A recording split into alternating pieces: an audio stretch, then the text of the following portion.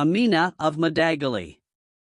The sun had barely risen over the scorched rooftops of Madagali, a quiet village in northeastern Nigeria, when Amina's world turned to ash.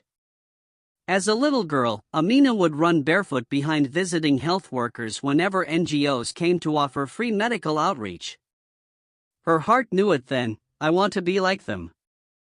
I want to be a nurse. She was just 17 when the night was torn apart by gunfire and screams.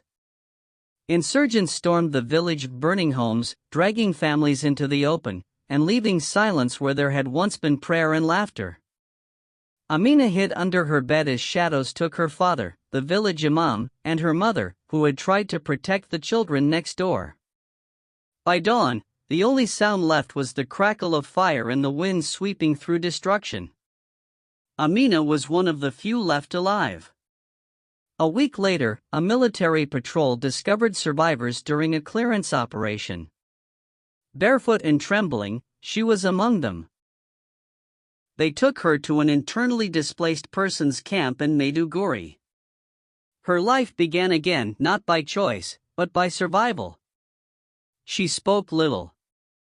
Her eyes carried the weight of what she had seen.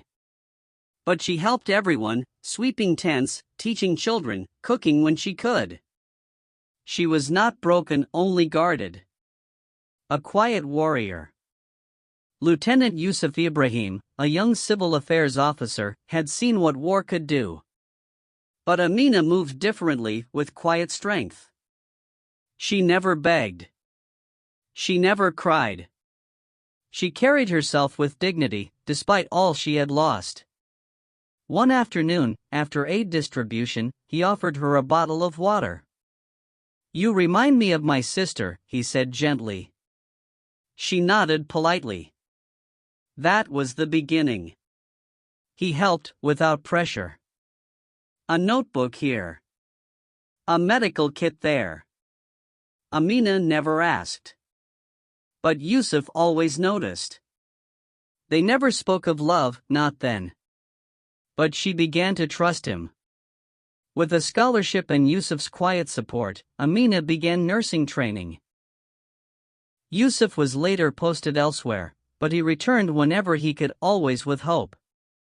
By the time she graduated, Amina was strong and confident. Yusuf came, not as a soldier, but as a suitor. "She is strong and brave," he told the elders. "I seek your blessings, not out of pity, but because I admire her soul."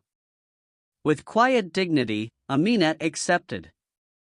They married at the IDP camp mosque. Amina wore white and held a Quran saved from the ruins.